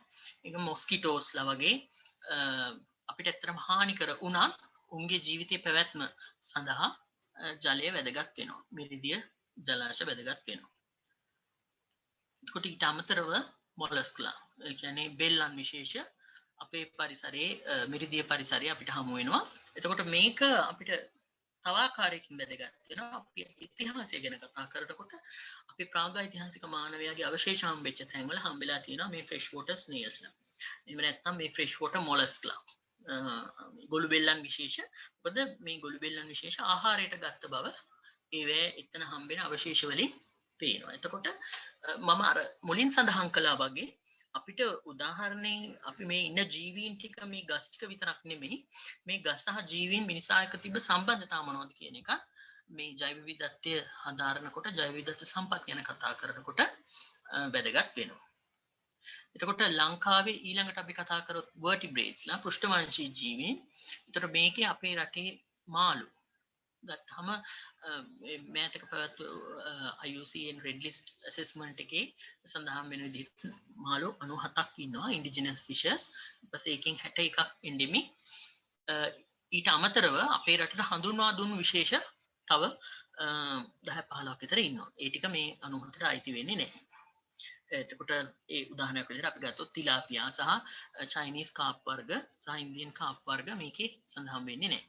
අපේ රටේ ස්වභාවිකව ජීවත් වූ මාළුන් සංඛ්‍යාව තමයි මේකේ මේ සඳහන් වෙන්නේ. මෙතන මේ රූප සටහන් වල දක්වලා තියෙන සමහර මාළු මේ ඇත්තටම තර්ජනයට ලක් වෙලා තියෙනවා මානව ක්‍රියාකාරකම් නිසා. අපි බලමු ඉස්සරහදී මොනවද තර්ජන කියලා. ඒතර මේ ලෝකේ මාළු fish species richness එක fresh water fish richness එක තමයි මේ සිතියමේ පෙන්වන්නේ. එතකොට ඔයගොල්ලන්ට බැලුමට පේනවා ඇති ලෝකේ තාම ජනාකීර්ණ සහ ලෝකේ සංවර්ධනය වෙමින් පවතින සහ ලෝකේ තර්ජනය වැඩිපුර තියෙන urbanization ද industrialization ද වැඩිපුර තියෙන ප්‍රදේශ සියල්ලම අතිශයින්ම මාළු ගහනයත් වැඩි බවක් තමයි මේ සිතීමෙන් අපිට අඳුර ගන්න පුළුවන් වෙන්නේ. ඊළඟට ඇම්ෆිබියන්ස්ලා. දැන් ඇම්ෆිබියන්ස්ලා ගත්තාම මේගොල්ලන්ගේ ජීවය පවත්වා ගන්න ජලය අවශ්‍යමයි. ලංකාවේ ඇම්ෆිබියන්ස් 120ක් විතර ඉන්නවා. ඒකෙන් 106ක් විතර එන්ඩෙමික්. ඒකෙන් 18ක් විතර එක්ස්ටින්ක්ට් වෙලා තියෙනවා. එතකොට මේකේ මම ඉස්සෙල්ලා ඔයගොල්ලන්ට රූප සටහනේ පෙන්නපු ගස් ගෙම්බෝ ගත්තාම මේගොල්ලෝ මේ වම් පැත්ත රූප සටහනේ විදිහට බිත්තර දාලා ඉස් ගෙඩියක් ඇවිලා ගෙම්බෙක් එන ජීවන චක්‍රය නෙමෙයි පෙන්වන්නේ. ඒගොල්ලෝ දැන් අපේ ලංකාවේ බොහොම පොඩි ප්‍රමාණයක් ගෙම්බ තමයි මේ ජීවන චක්‍රය පෙන්වන්නේ. එහෙම ජීවන චක්‍රය පෙන්වන සත්තුන්ට ජලය අත්‍යවශ්‍යයි, මිරිදිය අත්‍යවශ්‍යයි. මිරිදියේ පවතින විවිධ රසායනික ද්‍රව්‍ය නිසා මේ සත්තුන්ට වෙන හානිය මම ඉස්සරහට කතා කරනවා. හැබැයි මේ දකුණු පැත්තේ දක්වලා තියෙන ඩිරෙක්ට් ඩෙවලොපර්ස්ලා, ඒ කියන්නේ බිත්තර තෙත පොළවේ වලලලා ඒකින් කෙලිම පැටව වෙන්නේ. එතකොට මේකෙදි දැන් කෙනෙක් තර්ක කරන්න පුළුවන් මිරිදිය කොහොමද මට වැදගත් වෙන්නේ කියලා. හැබැයි හිතන්න එපා මේ ගෙම්බු ගිහිල්ලා මේ අර මුහුදු වෙරළේ තියෙන තනිකර වැලි වගේ තියෙන තාම වියලි පසේ බිත්තර දාලා ගෙම්බි පැටව වෙයි කියලා. මේ සඳහා අවශ්‍ය වෙනවා තෙත පරිසරය. ඉතින් තෙත පරිසරය කියලා කියන්නේ ඇත්තටම මිරිදිය ආශ්‍රිත පරිසරයක් මේ සඳහා ඕනේ. මිරිදිය වලින් පෝෂිත පසක්, මිරිදිය වලින් පෝෂිත එහෙම නැත්නම් ජල සීරාවක් තියෙන තැනක තියෙන පසක් ඕන වෙනවා. ඒ නිසා මේ ගෙම්බන්ටත් මිරිදිය තුල බිත්තර දාලා සාමාන්‍ය ගෙම්බ අපි දන්න ජීවන චක්‍රය සම්පූර්ණ කරන ගෙම්බන්ට වගේම වැදගත්කමක් තියෙනවා. ඊළඟට ලංකාවේ ජීවත් වෙන රෙප්ටයිල්ස්ලා ගත්තාම මේකේ ඇත්තටම සංඛ්‍යාව 250කට විතර ආසන්න සංඛ්‍යාවක් ඉන්නවා. මේකෙන් මේ ෆ්‍රෙෂ් වෝටර් ටර්ටල්ස්ලා, ටර්ටල්ස්ලා ඊළඟට ක්‍රොකොඩයිල්, ගැටකිඹුල සහ හැලකිඹුල කියන දෙන්න, සෝල්ට් වෝටර් ක්‍රොකොඩයිල් සහ ෆ්‍රෙෂ් වෝටර් ක්‍රොකොඩයිල් දෙන්නම ඇත්තටම මිරිදිය සහ මම අර ඉස්සෙල්ලා කතා කරපු මිරිදිය කරදිය මුහු වෙන ස්ථාන ආශ්‍රිතව ජීවත් වෙන සතුන්, ජලය තුලම ජීවත් වෙන සතුන්. ගොඩ බිමටත් එන්න පුළුවන්. නමුත් මිරිදිය වල වැදගත්කම මේ සතුන්ට තියෙනවා. ඊළඟට බර්ඩ්ස්ලා, කුරුල්ලෝ. ඒතර කුරුල්ලෝ ගත්තාම ලංකාවේ 500කට වැඩි ප්‍රමාණයක් කුරුල්ලෝ වාර්තා වෙනවා සංක්‍රමණික පක්ෂීනුත් සමග. එතකොට මේ සංක්‍රමණික පක්ෂීන් සහ ලංකාවේ වාසය කරන පක්ෂීන් සියලුම දෙනාට සියලුම කුරුළු විශේෂවලට ජලය වැදගත්. ඊට අමතරව ජලයම පිහිට කොටගෙන වාසය කරන කුරුල්ලෝ ඉන්නවා. වෙට්ලන්ඩ් බර්ඩ්ස්ලා ගොඩක් වෙලෙට පෙලිකන්ස්ලා, ෆ්ලැමින්ගෝස්, ක්‍රේන්ස්, එග්ලට්ස්, ඩක්ස්, ගීස්, ඊළඟට ටෝවර්ස්, ඔය වගේ নানা ප්‍රකාර කුරුල්ලෝ රාශියක් ඉන්නවා. ඒතකොට මේ කුරුල්ලන්ගේ ආහාර දාමය සම්පූර්ණ රැඳ පවතින මේ මිරිදිය පරිසර පද්ධතියේ තියෙන ගුණාත්මක භාවය මත. ඒකට ඒක ජීවින්ට කෙලින්ම බලපානවා. ඊළඟට අවසාන වශයෙන් ඉන්නේ මැමල්ස්ලා. මිනිසා සහ ස්කිරිබී වැඩෙන සියලුම සත්තු. ඒකෙන් මේ එකිඩ්නා ඩක්බීල් ප්ලැටිපස් වගේ මේ එග් ලේයින් මැමල්ස්ලා ජීවත් වෙන්නේ මිරිදිය ආශ්‍රිතව, ජලය ආශ්‍රිතව. ඒකට ඒ සතුන්ට වැදගත් වෙනවා. සමහර පැස්ධාරී සතුන් ජලය ආශ්‍රිතව ජීවත් වෙනවා. සහ ප්ලැසෙන්ටල් මැමල්ස්ලා කියන ටිකක් ඉවලූෂන් එකකින් එහෙම නැත්නම් පරිණාමයෙන් ඉහළ තත්යකටපත් වෙච්ච ශීරපායින් ගත්තාම මේගොල්ලොන්ගේ බොහෝ දෙනෙක්ට බීම සඳහා මම කලින් සඳහන් කළා වගේ ජලය ඕනේ. නමුත් ජලය තුලම වාසය කරන, ජලයෙන් ආහාර හොයා ගන්න, ජලය ආශ්‍රිතව තමන්ගේ රීප්‍රොඩක්ෂන් සිදු කරන සත්තු ඉන්නවා. උදාහරණයක් විදිහට ලංකාවේ ජීවත් වෙන ඔටර්ස්ලා, ඒගොල්ලන්ට ආහාර ගන්න ඕනේ. ඊළඟට ෆිෂින් කැට් වගේ සත්තු, ඒගොල්ලන්ගේ ආහාර දාමේ වැදගත් කොටසක් මේ මිරිදිය තුල පවතිනවා. ඊළඟට හිපොපොටේමස් වගේ අපේ රටේ නැති වුණත් අප්‍රිකානු කලාපයේ ජීවත් වෙන සත්තු. ඒතර මේගොල්ලන්ට ජලයේ බැහැලා ඉන්නේ. ඒගොල්ලන්ගේ තර්ම රෙගියුලේෂන් වලට මේ විශේෂයෙන් ජලය වැදගත් වෙනවා. ඊළඟට බීවර්ස්ලා, ඒගොල්ලන්ගේ ප්‍රොටෙක්ෂන් වලට, ඒගොල්ලන්ගේ රීප්‍රොඩක්ෂන් වලට, නෙස්ටිං වලට ජලය ඕනේ, මිරිදිය අවශ්‍යයි. ඊළඟට පල්ලෙහා දැක්වෙන්නේ මිරිදිය ඩොල්ෆින්ස්ලා. ලෝකේ වර්ග 6ක් ඉන්නවා. සමහර වර්ග කීපයක් දැන් එක්ස්ටින්ක්ට් වෙලාත් ගිහිල්ලා ඉන්නවා. මේ පල්ලෙහා දැක්වෙන්නේ ඇමසන් ගඟේ ජීවත් වෙන රෝස පාට ඩොල්ෆින්. ඉතින් මේ වගේ ජීවීන් තව ඉන්නවා. වෝටර් ශ්‍රූස්ලා ඉන්නවා, මැන්ටිස්ලා ඉන්නවා. මේ ෆ්‍රෙෂ් වෝටර් එහෙම නැත්නම් මිරිදිය පරිසර පද්ධතිය ආශ්‍රිතව ජීවත් වෙන සත්තු. එතකොට දැන් ලෝකයේ 0.1ක් විතර ෆ්‍රෙෂ් වෝටර් තිබ්බට සාමාන්‍යයෙන් 0.8ක් විතර තිබුණාට හැබැයි විශේෂ 6ක් විතර 10-12 වගේ වෙයි කියලා කිව්වා. ලෝකේ ඔබට මේ ජීප් දෙක කාගෙද දාන්නේ කියලා ඇහුවා. එකක් බාස්පියන්තක එක දාන්න. අන්මියුට් කරගන්න පුළුවන්ද? ඒක ටොයෝටා ඔය ටොයෝටා එකක් වගේ හරි මොකක් හරි AC එකක් තියෙන එකක් සූට් වුණොත් හොඳයි කියලා කිව්ව හවුහට. පොඩ්ඩක්.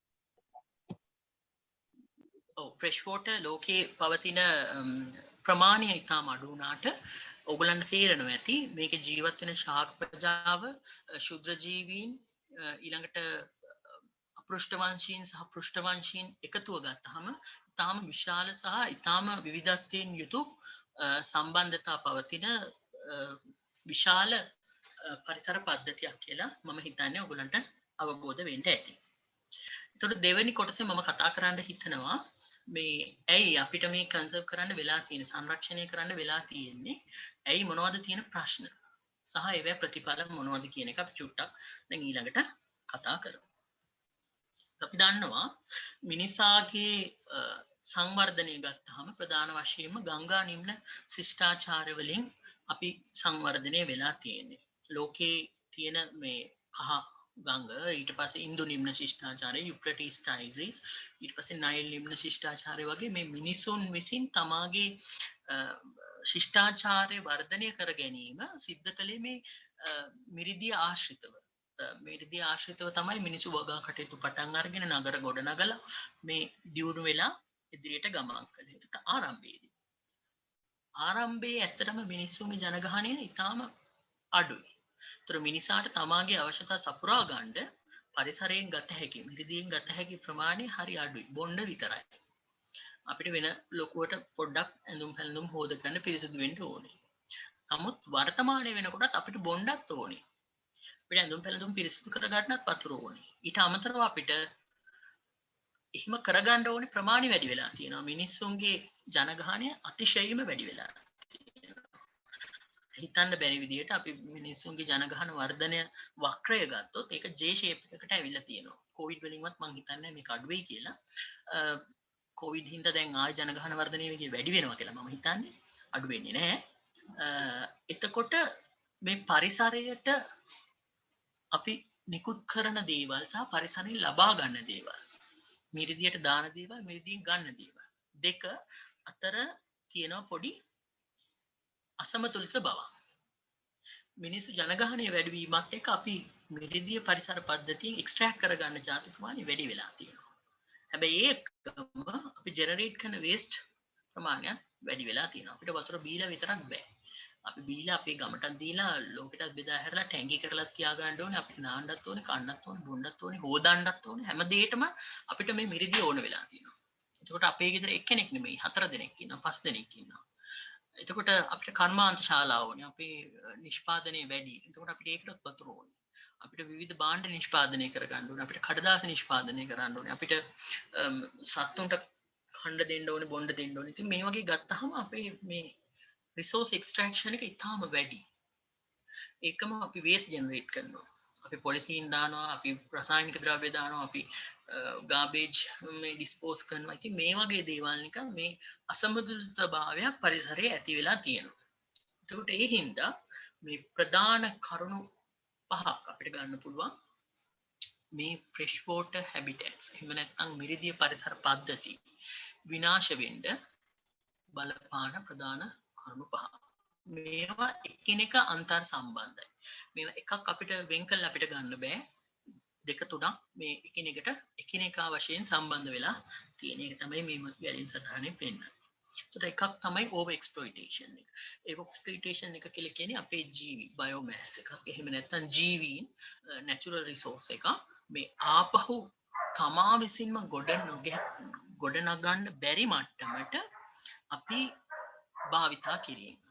ඕවර් එක්ස්ප්ලොයිටේෂන් කියලා කියන්නේ ඒක. එතකොට තමන් පොපියුලේෂන් එකක් විදිහට රීප්‍රොඩක්ෂන් කරලා හරි මේ ජීවීන් නැවත පරිසරයට ලබා දෙමින් තමන්ගේ පොපියුලේෂන් එක පවත්වා ගන්න බැරි මට්ටමටම අපි පාවිච්චි කරනවා සමහර ජීවීන්. උදාහරණයක් විදිහට ලෝකේ සමහර විශාල මසුන් ස්ටර්ජන්ස්ලා ඊළඟට සැමන් ඊපස්සේ මීකොං ජයන්ට් කැට්ෆිෂ් වගේ මේ ජීවත් වෙච්ච ජීවීන් අද වෙනකොට අපිට ඒ ගංගාවල හමු වෙන්නේ නැහැ. ඒකට හේතුව ඒ තමන්ගේ ශරීරයේ විශාල ප්‍රමාණයට වර්ධනය කරගත්ත රීප්‍රොඩක්ෂන් කළ හැකි සතුන් සියල්ලම අපි අල්ලගෙන. ඒතර ඊළඟ ජෙනරේෂන් එක නිෂ්පාදනය කරන්න ඉන්න සතු ප්‍රමාණය අඩුයි. ඉතින් මේ වගේ පරම්පරා කිහිපයක් යනකොට අපිට ස්වභාවික පරිසරයේ ජීවත් වෙන ජීවි අඩු වෙලා නැති වෙලා සමහර ජීවීන් වඳ වෙලාම ගිහින් තියෙනවා. මේ චයිනාවල එක්සාම්පල්ස් තියෙනවා මම ඉස්සරහට පෙන්නන්නම්. එතකොට ඊට අමතරව අපි මේ එක්ස්ට්‍රැක්ෂන් අපි මේ මිරිදිය පරිසර පද්ධතියේ එක්ස්ටෙන්සිව්ලි ගන්නවා විවිධ මිනරල්ස් විශේෂයෙන්ම ලංකාවේ නම් වැලි හාරනවා. අපි වැලි ගංගා පතුල තියෙන වැලි හාරලා ලබා ගන්නවා. එකම අපි මැණික් හාරනවා. එතකොට මේවෙන් සිදුවෙන දේවල් මොනවද කියලා පොඩ්ඩක් කල්පනා කරන්න ඕනේ. දැන් අපි වැලි අරගන්න එකෙන් අපේ මේ ගංගාවල පතුල ටික ටික වැඩි වෙනවා.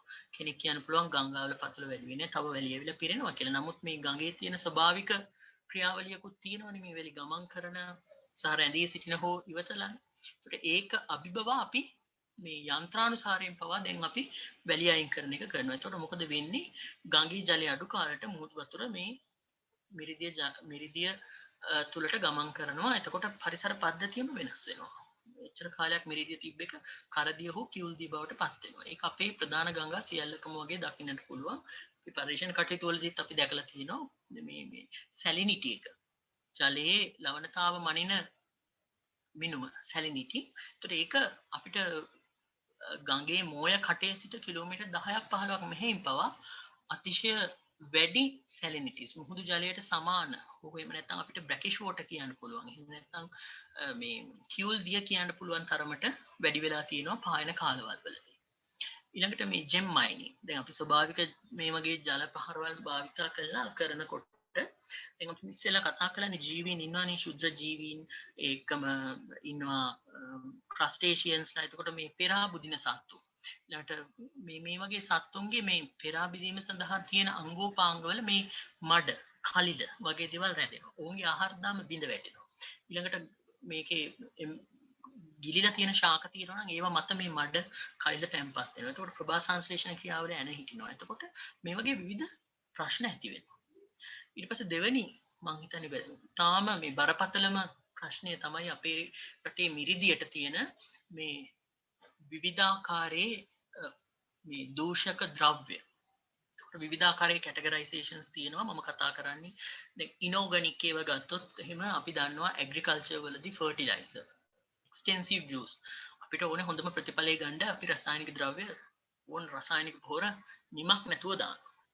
එතකොට ඊළඟට නයිට්‍රේට් නයිට්‍රයිඩ් ෆොස්ෆරස් ඊට සයනයිඩ්ස් ක්ලෝරයිඩ්ස් ඊළඟට හෙවි මෙටල්ස් විවිධ කර්මාන්ත ශාලා වලින් දැන් හම් කර්මාන්ත ශාලා වලින් ඊපස්සේ පේන්ට්ස් වගේ තියෙන කර්මාන්ත ශාලා වලින් විවිධ හෙවි මෙටල්ස් අපේ මේ ජලජ පරිසර පද්ධති වලට විශේෂයෙන්ම ගංගා වලට කිසිම ඉවක් බවක් නැතුව මේ දානවා. ඊළඟට ඕගනික් පොලියුටන්ට්ස්. එතකොට පෙට්‍රෝලියම් ප්‍රොඩක්ට්ස් අපේ රටේ තාමත් අදටත් ප්‍රශ්නයක් වෙනවා. මම අපි ඊයේ දැක්කා නිවුස් වල මේ අපේ පෙට්‍රෝලියම් කෝපරේෂන් එකේ තියෙන ඔයිල් ස්පිල්ස් ගඟට එකතු වෙනවා. වටේ තියෙන වෙට්ලෑන්ඩ් එකට සහ ඒ ආශ්‍රිත පරිසර පද්ධතියට එකතු වෙලා තියෙන බව අපි දැක්කා. එතකොට ඒකම විවිධ මේ ඇරෝමැටික සංයෝග ඊළඟට මිනිසුන් භාවිතා කරන සහ සතුන් සඳහා භාවිතා කරන විවිධ ඇන්ටිබයොටික්ස් ප්‍රතිජීවක ඖෂධ ඊළඟට පෙස්ටිසයිඩ්ස් හර්බිසයිඩ්ස් ඇකරිසයිඩ්ස් මේවා එක්ස්ටෙන්සිව්ලි පාවිච්චි කරපුවාම සතා මැරෙනවා තමයි. නමුත් ඉතුරු වෙන ටික සමහර වෙලාවට පරිසරයේ එකතු වෙනවා. ඊට අමතරව අපේ පරිසරයට තව එකතු වෙනවා ටර්බිඩිටි ඒ කියන්නේ කලිල ද්‍රව්‍ය මොනවා හරි මඩ වගේ දේවල්. ඊට පස්සේ කලර් පිග්මන්ට්ස් රතු වර්ණ කහ වර්ණ මේ වගේ විවිධ වර්ණක අපි දන්නවා කැලණි ගංගාවට තියෙනවා මේ ෆැක්ටරිස් රෙදි සායම් කරන ඒවා ඒවත් නිකුත් වෙන වර්ණක ඒවා ගඟට දානවා. දැන් සමහර වෙලාවට අපේ නීතිමය තත්ත්වයන් නැත්නම් එහෙම දාන්න බෑ. නමුත් ඒවා එකතු කරලා තියාගෙන ඉඳලා දැන් මේ ගම් වතුර කාලේ තමයි ලංකාවේ ගංගා හැම හොඳටම පොලියුට් වෙන කාලේ. මොකද අර බොර වතුර පාට ආවහම ඕන එකක් ඕනම ජරාවක් මේකට හිමින් සැරේ දාලා නිකා ඉන්නවා. තෙල් වගේ උඩට පාවෙන්නේ නැත්නම් ඕන එකක් මික්ස් වෙලා යනවනේ කියලා මිනිස්සු ඒව ගැන සලකන්නේ නැහැ. ඒ වගේ ප්‍රශ්න අපේ රටේ තියෙනවා. ඊට අමතරව තව දාන පොලියුටන්ස් තමයි මයික්‍රෝබියල් පොලියුටන්ස්. බැක්ටීරියල් පැතෝජන්, වයිරල් පැතෝජන්, ප්‍රොටෝසෝවන් පැතෝජන්, හෙල්මින් පැතෝජන් වගේ මේ රෝහල් වලින් සහ විවිධ සත්තු බලන සත්තු පාලනය කරන තැන් වලින් මේවත් අපේ ජලාශවලට දැන් උදාහරණයක් විදිහට අපි හිතමුකෝ ඕනමන්ටල් මසුන් නැති කරන තැනක්. මෙතන මාළුන්ට ලෙඩක් හැදුනොත් එහෙම මේ මාළු ටිකේ ඒක ට්‍රීට් කරලා වතුර ටික වෙන් කරලා පැතජන්ස් තියෙනවද බලලා ඒක පිටට කරනවා කියන එක ඇත්තටම අපේ රටේ හොඳටම වෙනවද කියන එක ගැන ප්‍රශ්නයක් තියෙනවා. ඊට පස්සේ රේඩියෝලොජිකල් හැසාර්ඩ්ස් අපේ රටේ මේ ගැන එච්චර නැති වුණත් වෙනත් රටවල මේකත් ප්‍රශ්නයක්. එකම දැන් සමහර කර්මාන්තවලදී නිෂ්පාදන අතුරුඵලයක් විදිහට නිෂ්පාදනය වෙනවා high temperature water. කියන්නේ සාමාන්‍ය ජල උෂ්ණත්වයට වඩා වැඩි සෙල්සියස් 50 60ක් වගේ වෙන උෂ්ණත්වයෙන් යුක්ත ජලය. මේවා ස්වභාවික පරිසරයට නිකුත් වෙනවා. මේවා ඇත්තම ප්‍රශ්න. හරි. ඊට පස්සේ අනාගතයේ අපිට මොනවද තියෙන ප්‍රශ්න කියලා බැලුවොත් අපි nano particles engineered nano particles කියන එක ඇත්තටම රටේ ලොකුවට අපි ප්‍රොමෝට් කරන දෙයක්. engineered nano particles nano materials පාවිච්චි කරන්න ඕනේ. ඒවෙන් හදපු ඒවා පාවිච්චි කරන්න ඕනේ. හැබැයි අපි පොඩ්ඩක් බලන්න ඕනේ මේවෙන් වෙන අනිතු විපාක තියෙනවද? මේවා අපි ලෝකේ සෑහෙන්න මේ ගැන පරීක්ෂණ කරලා තියෙනවා. අපේ රටේ තාම අඩුයි. ඊළඟට මයික්‍රෝප්ලාස්ටික්ස් අපේ රටේ මයික්‍රෝප්ලාස්ටික්ස් ගැන සෑහෙන්න ප්ලාස්ටික් ගැන කතා කරනවා මේ දවස්වල. හැබැයි මේකෙන් වෙන භයානක ප්‍රතිඵල මොනවද? ඊට පස්සේ endocrine disrupting chemicals.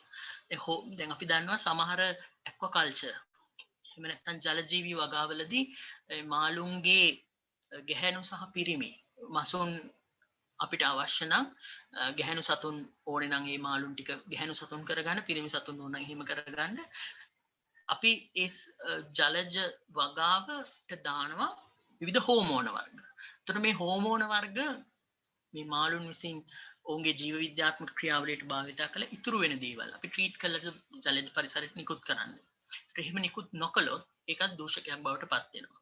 ළඟට ෆාමසිටිකල්ස් විවිධ බෙහෙත් වර්ග ඇන්ටිබයොටික්ස් වගේ දේවල් ජලජ පරිසරවලට ඒ නිෂ්පාදන කර්මාන්ත ශාලාවලින් සමහර රෝහල් වල කල්ලිකුත් වෙච්ච දේවල් මේ වගේ දේවල් දාපුවාම ඒවා හොදගෙන ගිහිලා ජලයට එකතු වීම මේ වගේ දේවල් ප්‍රශ්න අපේ රටේ සහ ලෝකයේ තියෙනවා. එතකොට මේ එකතු වෙන දේවල් එකතු වෙන විදිහ දෙකක් තියෙනවා. එකක් තමයි පොයින්ට් සෝසස් එකක්. ටැංකියකින් අපිට එකතු වෙන්න පුළුවන්. ඊට පස්සේ එහෙම නැත්නම් ඇග්‍රිකල්චරල් රන් ඔෆ් වගේ අපිට තැනක් හොයන්න බැරුව දැන් උදාහරණයක් විදිහට දැන් අපේ රටේ නැවක් මේ මුහුදු කලාපයේ ගිනි අරගෙන එතනින් පොලියුෂන් එනවනේ. එතකොට පොයින්ට් සෝස් එකක්. අපි දන්නවා එන තැන මොකක්ද කියලා. හැබැයි අපේ රටේ ගංගා වලින් මුහුදට දාන පොලියුෂන් ප්‍රමාණය අපි දන්නේ කොහෙන්ද එන්නේ කියලා. ඇග්‍රිකල්චරල් රන් ඔෆ් උත් එතන තියෙනවා, අර්බන් රන් ඔෆ් උත් එතන තියෙනවා. එතන අපේ ගෙවල් වලින් දාන ඒවාත් තියෙනවා, වැසිකිලි වලින් එන බයොලොජිකල් දේවලුත් තියෙනවා. ඉතින් මේ හැමදේම එකතුවක්. non point sources අපිට මොනිටර් කරන්න අමාරුයි. මේ තියෙන මේ වගේ point sources තමයි මේ නිකුත් වෙච්ච තැන අපිට අඳුර ගන්න පුළුවන්. හැබැයි මේ දකුණු පැත්තේ තියෙන agricultural runoff එක fertilizers the pesticides the herbicides අඳුර ගන්න බෑ. මේ වගේ දෙකක් අපිට අඳුර ගන්න පුළුවන්. ඒතර දැන් මේ තියෙන්නේ අපි එකතු කරපු දේවල් පරිසරයට. මේ ලංකාවේ ප්‍රසිද්ධ ගංගා සහ ඇලවල් වල අපි පරිසරයට දාපු දේවල්. හරි අපිට මුහුදෙන් අපි නැවෙන් එන දේවල් ගැන අපි ගොඩාක් කතා කරනවා. බලන්න මේ රූප සටහන් වල තියෙන්නේ අපේ මිරිදිය පරිසරයට මේ 0.1ක් විතර ලෝකයේ තියෙන සර්ෆේස් වෝටර් එක අපි බොන්නත් ගන්න පිරිසිදු කරන්න ගන්න. දැන් මේ ඉහළ රූප සටහනේ තියෙන මහවැලි ගඟ ගම් වතුරක් අවසානයේ ඒකේ තියෙන ගස් වල ඇතුලේ හැදිලා තිබ්බ ගස් වල රැඳිලා තියෙන පොලිතින් ප්‍රමාණය. මේ තියෙන්නේ ඇලක් right. දර ලෝකයේ මේ ඒක මුහුදට අපි යවන්නේ මුහුදේ මරයින් පොලියුෂන් වල පස්වෙනි තැන ලංකාවට හම්බුණා. මේකේ වැඩි ප්‍රමාණයක් ඇත්තටම අපි මුහුදු වෙරළේ ඉන්න මිනිස්සු දානේව නෙමෙයි. අපි ගොඩබිම ඉන්න මේ ඔබ අපි සියලු දෙනා දාන ප්ලාස්ටික් and polythene.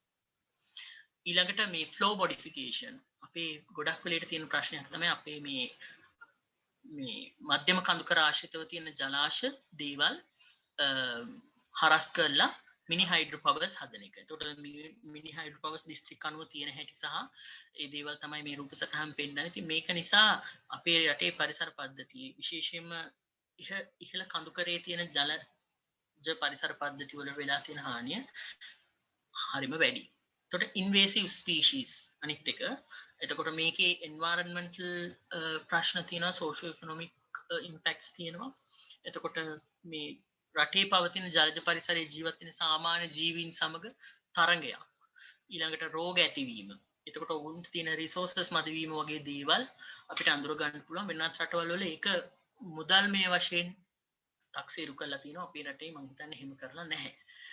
ඒතකොට අපේ රටෙත් මේ වගේ දැන් රතුකන් ඉබ්බා ඕනමෙන්ටල් මේ ෆිෂරීස් ඒ වගේ ෆාමිං වලදී අපිට අඳුරලා දුන්න සතෙක් දැන් ඉන්වේසිව් ස්පීෂීස් එකක්. ඊළඟට මේ ටැන්කි සුද්දා කියන මාළුවා. ඊට පස්සේ ජපන් ජබර, සැල්වීනියා වගේ මේ ශාක සහ සතුන් අඳුරලා දීලා ඒවා අපේ රටට තර්ජනයක් වෙලා තියෙනවා. එතකොට දැන් මේ ෆ්‍රෙෂ් වෝටර් එහෙම නැත්නම් මිරිදිය පරිසර පද්ධතියට මේ වෙලා තියෙන දේවල් එක්ක හානි මේවා ප්‍රතිඵල මොලිකියුලර් ලෙවල් එකේ ඉඳන් කමියුනිටි ලෙවල් එකටම පොපියුලේෂන් ඉකෝසිස්ටම් ලෙවල් එකටම තියෙනවා. ඒ කියන්නේ කුඩා අපේ ජීවීන්ගේ අපේ DNA RNA වගේ ජාන වෙනස් වීමේ සිට අපේ පරිසරයේ අපේ පොපියුලේෂන් එකේ පැවතින විවිධ රෝගාබාධ දක්වා මේක වෙනස් වෙනවා. හරිද? එතකොට මේවා හින්දා ලෝකයේ තියෙන ෆ්‍රෙෂ් වෝටර් රිසෝස් එක මිරිදිය සම්පත 83% විතර 1970 ඉඳන් අඩු වෙගෙන යන්නේ. දැන් ලංකාවේ මේ IUCN assessment එකේ 2020 කරපු එකනොත් 74% විතර අපේ රටේ ඉන්න මාළු තර්ජනයට ලක් වෙලා තියෙනවා කියලා තියෙනවා. දැන් මාළුන්ට විතරක් කරපු නිසා අපිට මාළු ගැන විතරයි කියන්න පුළුවන් කියලා අපිට අත පිහිදා ගන්න පුළුවන්. නමුත් මාළුන්ට එහෙම ප්‍රශ්නයක් තියෙනවා නම් ඔයගොල්ලෝ හිතලා බලන්න අර මයික්‍රෝ ඕගනිසම්ස්ලා අර සංවේදී ඉන්වර්ටිබ්‍රේට් සත්තුන්ට තියෙන තර්ජනේ කොයි වගේද කියලා. මේක පෙන්ලා තියෙන්නේ ලෝකයේ කොහොමද මේ සතුන් මිරිදිය සතුන් තර්ජනයට ලක් වෙලා ඉන්නේ කියලා. මේ දම් පාටින් දක්වලා තියෙන්නේ percentage එකක් විදිහට කොච්චර ප්‍රමාණයක් තර්ජනයට ලක් වෙලාද කියලා. එතකොට මම ඉස්සෙල්ලා කිව්වා වගේ මේ over exploitation, habitat degradation, pollution වගේ හින්දා මේ Chinese paddle fish කියන මාළුවා සහ මේ river dolphin BG කියලා අපි හඳුන්වන්නේ එයා ලෝකෙන් න්‍යෂ්ට වෙලා ගියා. ඒකම මේ පොලියුෂන් නිසා සහ විවිධ හේතු නිසා මාළු සහ අනිකුත් සත්තු මාළු කියන්නේ අපේ ජලයේ හම්බෙන අපිට ප්‍රධානව හම්බෙන vertebrate සතා. ඉතින් ඌට මෙහෙම වෙනවා නම් අනිත් සත්තු ඇත්තටම ඊට වඩා තර්ජන මොකද අපිට පේන්නේ නැහැ ශුද්ධ ජීවීන් මේකෙන් මිය ගිහින් ඉන්න ප්‍රමාණය ක්‍රස්ටේෂියන්ස් නමුත් ඔවුන්ටත් වෙලා තියෙන මාළුන්ගෙන් අපිට හිතා ගන්න පුළුවන් මේ වෙලා තියෙන විනාශේ තරම. ඊළඟට eutrofication සුපෝෂණය වැඩිපුර නියුට්‍රිෂන් ෆර්ටිලයිසර්ස් ඊට පස්සේ මල ද්‍රව්‍ය වගේ දේවල් ජලයට එකතු වීම නිසා ජලයේ සිදුවෙන සුපෝෂණ ක්‍රියාවලිය සම්පූර්ණම ජලයේ පවතින මිරිදියේ පවතින බයොලොජිකල් දේවල් වෙනස් කරනවා. එතකොට මේ ඩ්‍රින්කින් වෝටර් ගැන මම ඉස්සෙල්ලා කතා කළා. ලෝකයේ මිලියන 785කට විතර සේෆ් ඩ්‍රින්කින් වෝටර් නැහැ. 2 බිලියන් විතර බොන්නේ මේ මල ද්‍රව්‍ය වලින් කන්ටැමිනේටඩ් වෙච්ච වෝටර්. එතකොට මම ඉස්සෙල්ලා කිව්වා වගේ 4,85,000ක් විතර සාමාන්‍යයෙන් අවුරුද්දකට මැරෙනවා මේ පාචනය සම්බන්ධ ඩයරියා සම්බන්ධ විවිධ රෝග වලින්. එකෙන් ඇත්තටම 70ක් විතර මේ මැරෙන ප්‍රමාණයෙන් ළමයි. එතකොට 2025 වෙනකොට ලෝකයේ බහුතරයක් ප්‍රදේශ වෝටර් ස්ට්‍රෙස් එකකින් යුක්ත ප්‍රදේශ බවට පත් වෙන මිනිස්සු දැන් ඔයගොල්ලන්ට පේනවා ඇති ඉන්දියාව ලංකාව ඇතුළු මේ සමකාසාන රටවල් බහුතරයක් 2025 වෙනකොට අධික ජලය නැති කමින් පෙළෙන ප්‍රදේශ බවට පත් වෙනවා. එතකොට දැන් ලංකාවේ අපි ගත්තොත් එහෙම අපි ඉන්ඩිවිජුවල් විදිහට මිනිස්සුන්ගේ තනි විදිහට ගත් එක අපිට මහා විශාලයෙන් දකින්න හම්බෙච්ච අවස්ථාවක් තමයි මේ ක්‍රොනික් කිඩ්නි ඩිසීස් එක. දැන් බොහෝ දෙනා විවිධ මේකට මත පළ කළා වුණාට මේක මිරිදිය ජලය යම් කිසි දෙයකින් අපිට කියන්න බෑ heavy metals ද ඒක වෙන එකක්ද එහෙම අපි හොයාගෙන නැති වුණා මේ ජලයේ සිදුවෙච්ච යම් කිසි වෙනසක් මේ රෝගය ඇතිකරන්න හේතු වුණා කියලා අපිට කියන්න පුළුවන්. environmental contamination එකක් මේකේ තියෙනවා අනිවාර්යයෙන්ම. මේකට unknown etiology කියලා කිව්වට මේකට ජෙනෙටික්ස් ඊට පස්සේ පෝෂණය මේක දේවල් බලපෑවට ජලය භාවිතයේ සිදු වූ යම්කිසි දෙයක් මිරිදියේ සිදු වූ ප්‍රශ්නයක් මේකට බලපානවා. අපේ රටේ අපිට දකින්න තියෙන ප්‍රශ්න. ඊළඟට දැන් කොවිඩ් එකේදී දැන් සමහර වෙලාවට මිරිදිය ආරක්ෂා වෙනවා මේ වගේ දේවල් කතා කළාට ඇත්තටම මේකේ positives and negatives තියෙනවා. සමහර වෙලාවට රිඩක්ෂන් පැති දේවල් තියෙනවා අඩු ඒවා තියෙනවා. දැන් ඉන්ඩස්ට්‍රීස් වහපු නිසා පොලියුෂන් අඩු වුණා වෙන්න පුළුවන්. හැබැයි ඉන්ඩස්ට්‍රි අරපු දවසට ඒගොල්ල සාමාන්‍ය මේ වැඩ කරනවට වඩා දෙගුණයක් වැඩ කළොත් අර පොලියුෂන් එක හේමම වෙනවා. ඉතින් ඒ ටික තමයි මම මේකේ කියන්න උත්සාහ කළේ. මේකේ පබ්ලිකේෂන් එක තියෙනවා. ඔයගොල්ලෝ ඕනනම් ගිහිල්ලා බලන්න. එතකොට දැන් මේකට අපිට කරන්න පුළුවන් මොනවද කියන එක ගැන මම කන්සර්වේෂන් ගැන කියලා මගේ දේශනේ පොඩ්ඩක් අවසන් කරන්නම්. දැන් කන්සර්වේෂන් කියනකොට අපි හැම වෙලෙම කල්පනා කරන්න ඕනේ මේ යම් කිසි තියෙන දෙයක් වර්තමානයේ භාවිතා කරනවා අනාගතය සඳහා ආරක්ෂා කරනවා මිසක් අපි මොකවත් කරන්නේ නැතුව නිකන් ඉඳගෙන අනාගතය ඔක පාවිච්චි කරන්න දෙනවා කියන එක නෙමෙයි කන්සර්වේෂන් කියන්නේ. ඒතකොට කන්සර්වේෂන් එකේදී අපි සලකන්න ඕනේ මේක ඉකොලොජිකල් ප්ලේ, ඉවොලුෂනරි ප්ලේ එකක්. මේ අපි පරිණාමයේ තියෙන සම්බන්ධතාවලට ඉඩ දෙන්න ඕනේ. ඊළඟට මේක ඉකොලොජි කියන එක සතුන් අතර සතුන් අජීවී පරිසරය සමග සහ මිනිසා සමග තියෙන සම්බන්ධතාවත් අපි සලකන්න ඕනේ. ඊළඟට humans are part of the play.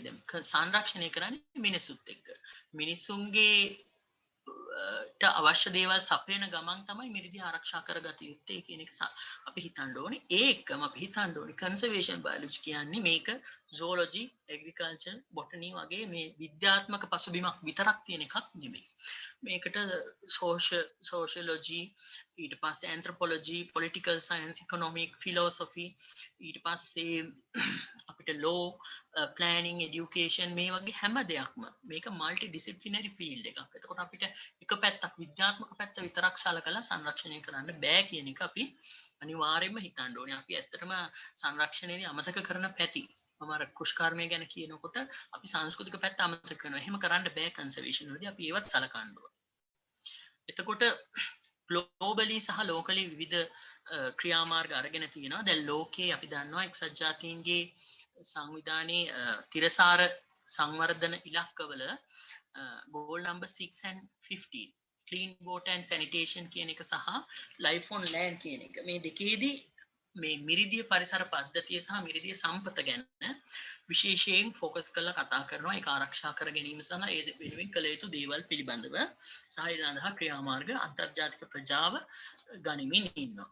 ඊළඟට මේ මෑතක පබ්ලිෂ් වෙච්ච මේ පේපර් එකක් මේකෙදී මේ ඇත්තටම අපේ මිරිදිය පරිසර පද්ධතිය අතිශයම අන්තරාදායකට පත්වීම නිසා මේ ඉමර්ජන්සි රිකවරි ප්ලෑන් එකක් විදිහට ඒගොල්ලෝ සජෙස්ට් කරන දේවල් ටිකක් මේ තියෙන්නේ. මම එකින් එක විස්තර කරන්න යන්නේ නැහැ.